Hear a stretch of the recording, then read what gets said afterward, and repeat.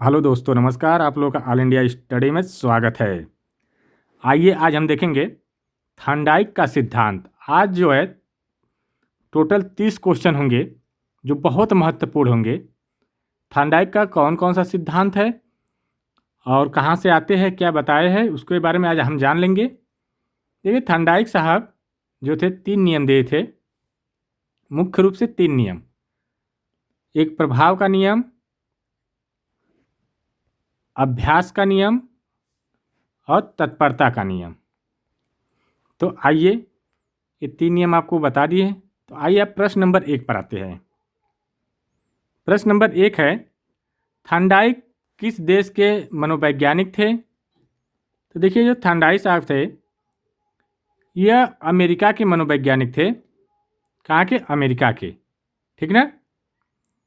इन्हीं को पशु मनोविज्ञान का पिता कहा जाता है। क्यों कहा जाता है? क्योंकि यह पशुओं पर, जानवरों पर ज़्यादा प्रयोग किए थे। ठीक ना। तो इसका सही जवाब क्या हो जाएगा? अमेरिका।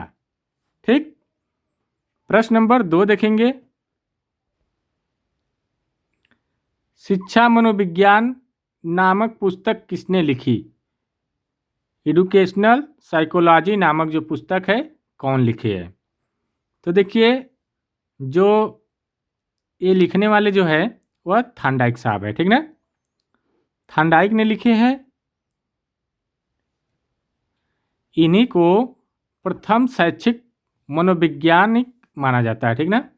प्रथम शैक्षिक मनोवैज्ञानिक किसे माना जाता है? थॉर्नडाइक को। ठीक। प्रश्न नंबर 3 देखते हैं, थॉर्नडाइक ने अपना प्रसिद्ध प्रयोग किस जानवर पर किया?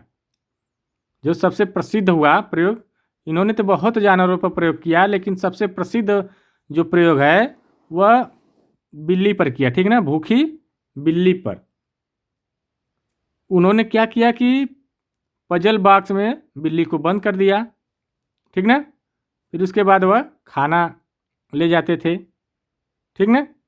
जैसे बिल्ली देखती थी तो हाथ पाँव मारने लगती थी खाना देख करके। इसका सही जवाब क्या हो जाएगा? बिल्ली। ठीक। आइए प्रश्न नंबर अगला देखते हैं,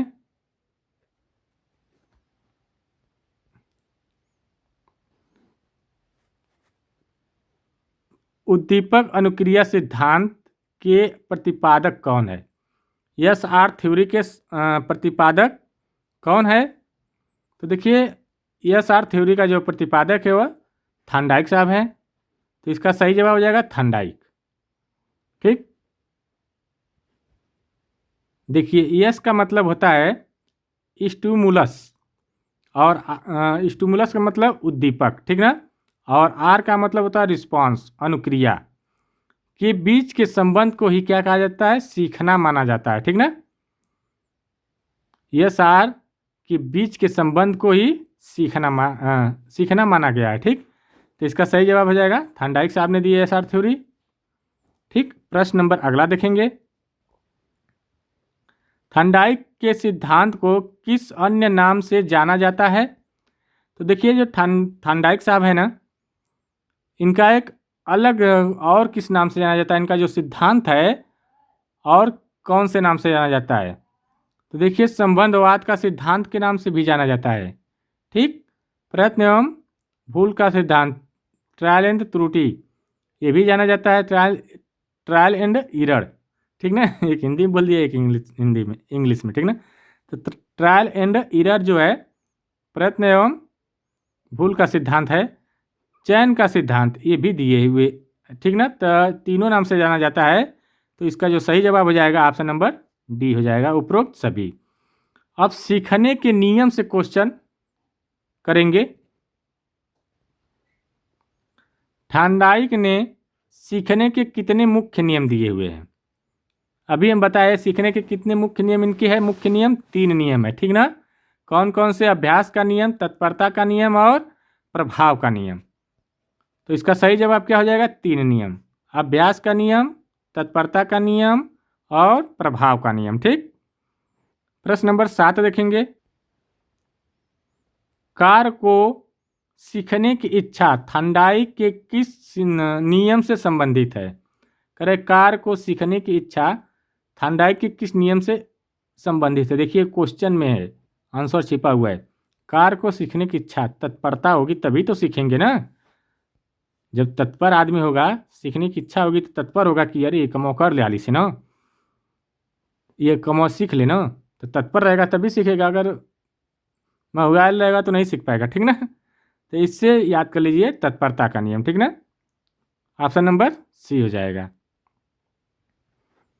अगर बालक मानसिक रूप से तैयार रहेगा तो वह जल्दी सीखेगा, ठीक ना, ये भी ध्यान रहे। प्रश्न नंबर अगला देखेंगे।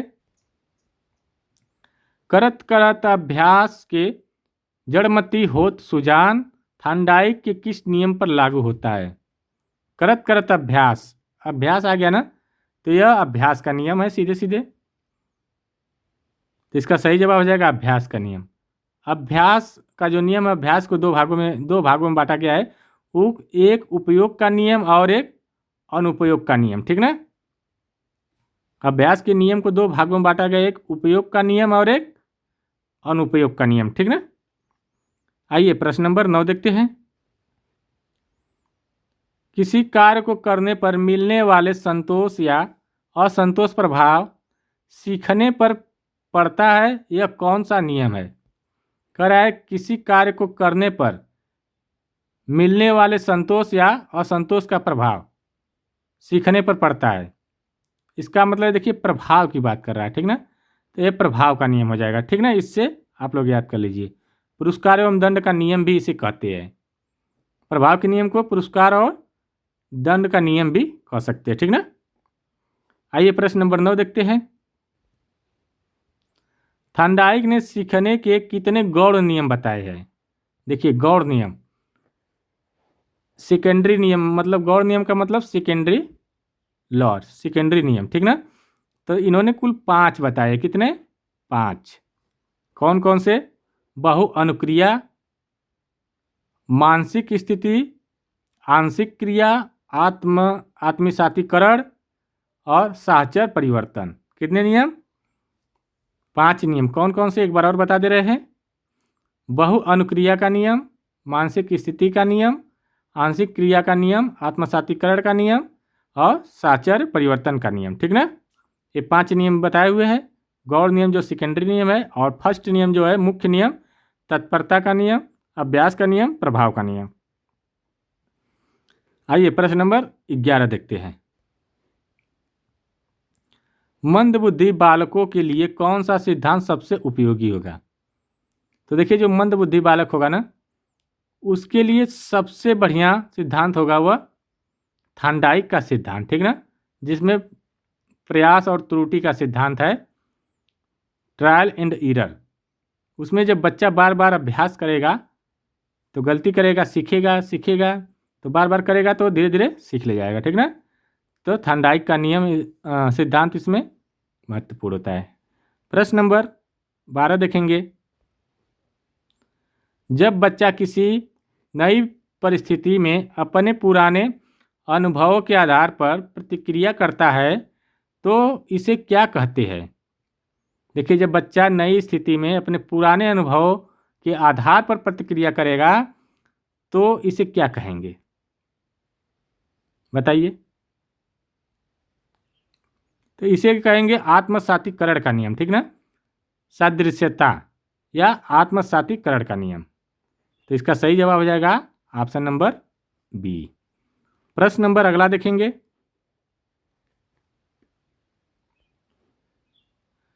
गणित और विज्ञान जैसे कठिन विषयों को सीखने के लिए थांडाइक का कौन सा नियम प्रभावी है। देखिए गणित और विज्ञान में क्या था, बार बार अभ्यास किया जाता है। जितना अभ्यास करेंगे उतना सरल बनता जाता है विषय, ठीक ना। तो अभ्यास का नियम सबसे बेहतर माना जाएगा, ठीक ना। प्रश्न नंबर 14 देखेंगे। देखिए वीडियो अच्छी लग रही हो, अगर समझ में आ रहा है तो आप लोग चैनल को लाइक शेयर सब्सक्राइब दोनों करिए, तीनों करिए, ताकि हमारा मोटिवेशनल बने और बेहतर से बेहतर कंटेंट्स देने का आपको प्रोवाइड कराए। वैसे भी देने का हम 100% देने का प्रयास करते हैं। अगर कुछ भूल भी जाता है तो आप लोग थोड़ा सा मोटिवेशनल दीजिए, ताकि जिससे हम और बेहतर से बेहतर आप लोगों को बताने का, अच्छा से अच्छा कंटेंट और बेहतर से बेहतर समझाने का प्रयास करें। आइए प्रश्न नंबर 14 है। बुद्धि का बहुकारक सिद्धांत किसने दिया?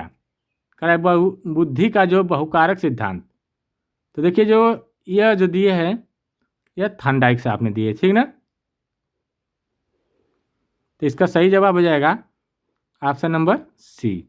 थॉर्नडाइक ने बताया कि बुद्धि को कई स्वतंत्र कारकों का मिश्रण माना जाता है, ठीक ना। इन्होंने बताया बुद्धि को कई स्वतंत्र कारकों का मिश्रण माना जाता है। आइए प्रश्न नंबर अगला देखते हैं। थॉर्नडाइक के अनुसार बुद्धि का प्रकार नहीं है। देखिए थॉर्नडाइक मूर्त बुद्धि की बात भी किए है, अमूर्त का भी, सामाजिक का, आध्यात्मिक की बात नहीं की है। तो इसका सही जवाब हो जाएगा आध्यात्मिक। क्वेश्चन नहीं पूछा है तो नहीं वाला आंसर हो जाए, ठीक ना। इन्होंने 3 प्रकार बताए हैं, मूर्त, अमूर्त और सामाजिक। प्रश्न नंबर अगला देखेंगे। सीखना संबंध स्थापित करना है और संबंध स्थापित करने का कार्य मस्तिष्क का है, यह किसका कथन है? तो देखिए करे सीखना संबंध स्थापित करना है और संबंध स्थापित करने का कार्य मस्तिष्क का है, यह जो बताया है यह थॉर्नडाइक साहब ने, ठीक ना। तो इसका सही जवाब है थॉर्नडाइक। प्रश्न नंबर 17 देखेंगे। बच्चों में धैर्य और परिश्रम के गुण विकसित करने के लिए कौन सा सिद्धांत सहायक है? कह रहा है बच्चों में धैर्य और परिश्रम गुण विकसित करने के लिए कौन सा सिद्धांत सहायक है? देखिए ट्रायल एंड त्रुटि का ट्रायल एंड एरर का सिद्धांत सबसे सहायक होगा। धैर्य करे रखेगा, बार बार गलती करेगा, सीखेगा धैर्य से, तो वो सीख लेगा। तो ये कौन बताए है? थॉर्नडाइक साहब ने। तो इसका सही जवाब हो जाएगा थॉर्नडाइक। प्रश्न नंबर 18 है, थॉर्नडाइक के सिद्धांत में उद्दीपक स्टिमुलस क्या है? तो देखिए स्टिमुलस जो होता है यह मछली का टुकड़ा, इसको क्या माने है? मछली का टुकड़ा, ठीक ना। यह बिल्ली के लिए क्या कर रहा है? उद्दीपक का कार्य कर रहा है। तो इसका सही जवाब हो जाएगा मछली का टुकड़ा। प्रश्न नंबर 19 देखेंगे। अधिगम के अंतरण का समान तत्वों का सिद्धांत किसने दिया? कह रहा है समान तत्वों का सिद्धांत जो है किसने दिया? तो देखिए ये जो दिए है थॉर्नडाइक ने, तो ठीक ना। इसका सही जवाब हो जाएगा थॉर्नडाइक। आइए प्रश्न नंबर 20 देखते हैं। आंशिक क्रिया का नियम क्या दर्शाता है? तो देखिए आंशिक क्रिया का जो नियम होता है वह, आंशिक क्रिया का मतलब छोटे छोटे कार्यों भागों में बांट करके कार्य को करना, यही आंशिक क्रिया का नियम होता है, ठीक ना। तो कार्य को छोटे छोटे भागों में विभाजित करके सीखना, यही होता है। ऑप्शन नंबर बी हो जाएगा। आइए प्रश्न नंबर 21 देखते हैं। थॉर्नडाइक ने अधिगम की क्या परिभाषा दी? तो देखिए थॉर्नडाइक साहब ने जो अधिगम की परिभाषा दी है वह चयन करना और संबंध बनाना, ठीक ना। तो इसका सही जवाब क्या हो जाएगा? चयन करना और संबंध बनाना थॉर्नडाइक के द्वारा दिया गया है। तो ऑप्शन नंबर बी करेक्ट हो जाएगा। आइए प्रश्न नंबर 22 देखते हैं। देखिए वीडियो अच्छी लग रही हो तो चैनल को लाइक शेयर सब्सक्राइब आप लोग कर दीजिए, इससे बस मुझे मोटिवेशनल मिलता है। थॉर्नडाइक के अनुसार सीखने के नियम की मुख्य कमी क्या मानी जाती है? तो देखिए थॉर्नडाइक के द्वारा जो सीखने की जो मुख्य कमी है, ठीक ना, वह जो होती है यह यांत्रिक है, ये भी कमी मानी जाती है। और इसमें चिंतन का अभाव होता है, दोनों, तो दोनों माना जाता है। तो ऑप्शन ए और बी दोनों सही हो जाएगा, ठीक ना। रटना या स्वतंत्र सॉरी इससे क्या कहा जाता है? इसे जो अक्सर रटने या यंत्रवत सीखने वाला सिद्धांत भी कहा जाता है, ठीक ना, ये ध्यान रहे। प्रश्न नंबर 23 देखेंगे। बॉन्ड थ्योरी बंध सिद्धांत का संबंध किससे है? तो देखिए यह जो है थॉर्नडाइक का अधिगम सिद्धांत है, ठीक ना। तो इसका सही जवाब क्या हो जाएगा? थॉर्नडाइक का अधिगम सिद्धांत, यस आर थ्योरी जो, ठीक ना। प्रश्न नंबर 24 देखेंगे। थॉर्नडाइक की किस पुस्तक को मनोवैज्ञानिक की फिर से देख लीजिए। थॉर्नडाइक की किस पुस्तक को मनोविज्ञान की पहली व्यवस्थित पुस्तक माना जाता है? तो देखिए, यह सबसे ज़्यादा किस पर प्रयोग किए? एनिमल पर, ठीक ना। तो एनिमल इंटेलिजेंस 1898 में इनकी पहली पुस्तक है, ठीक ना। तो ऑप्शन नंबर ए करेक्ट हो जाएगा। प्रश्न नंबर 25 देखेंगे। प्रभाव का नियम शिक्षा के किस पर बल देता है? जो प्रभाव का नियम है किस पर बल देता है? पुरस्कार और प्रशंसा पर। किस पर? पुरस्कार और प्रशंसा पर। तो इसका सही जवाब हो जाएगा ऑप्शन नंबर सी। आइए प्रश्न नंबर 26 देखते हैं। महत्वपूर्ण प्रश्न और एक ही बहुत महत्वपूर्ण प्रश्न है। थॉर्नडाइक का सिद्धांत किस वर्ग के अंतर्गत आता है? कह थॉर्नडाइक का जो सिद्धांत है किस वर्ग के अंतर्गत आता है? तो थॉर्नडाइक साहब ने व्यवहारवादी की बात की है, ठीक ना। तो व्यवहारवादी के अंतर्गत आता है। तो ऑप्शन नंबर बी करेक्ट हो जाएगा। आइए प्रश्न नंबर 27 देखते हैं। बहु अनुक्रिया का नियम का अर्थ क्या है? बहु अनुक्रिया का नियम मतलब होता है विभिन्न प्रकार की प्रतिक्रियाओं के माध्यम से सीखना, ठीक ना। कई माध्यम से सीखना ही बहु अनुक्रिया का नियम कहलाता है। तो इसका सही जवाब क्या हो जाएगा? लक्ष्य प्राप्ति तक विभिन्न प्रकार की प्रतिक्रियाएं करना। ऑप्शन नंबर बी करेक्ट हो जाएगा। आइए प्रश्न नंबर 27 हो गया। 28 देखते हैं। विद्यालयों में या विद्यालय में बच्चों को पुरस्कार देना थॉर्नडाइक के किस नियम का पालन है? जो विद्यालय में पुरस्कार मिलता है थॉर्नडाइक के किस नियम का पालन करता है? तो ये देखिए, ये जो करता है प्रभाव का नियम, ठीक ना। तो इसका सही जवाब हो जाएगा प्रभाव का नियम। प्रश्न नंबर 29 देखेंगे। अनुपयोग का नियम अधिगम की किस प्रक्रिया से संबंधित है? तो देखिए, अनुपयोग का नियम मतलब भूलने से संबंधित है, ठीक ना। यदि अभ्यास नहीं किया जाए तो क्या हुआ? सीखा हुआ भी भूल जाता है। तो इसका सही जवाब हो जाएगा भूलना, बी स्मृति। प्रश्न नंबर 30 और लास्ट अंतिम क्वेश्चन देखेंगे। थॉर्नडाइक ने बालू का सिद्धांत किस संदर्भ में दिया? ढेर के संबंध में, बुद्धि के संबंध में, ठीक ना। तो इसका सही जवाब हो जाएगा ढेर के संबंध में, अर्थात बुद्धि की बात की हो रही है, ठीक ना। तो ऑप्शन नंबर बी करेक्ट हो जाएगा। देखिए, वीडियो अच्छी लगी हो तो चैनल को लाइक शेयर सब्सक्राइब करिए। अब मिलते हैं अगले वीडियो में, तब तक के लिए नमस्कार।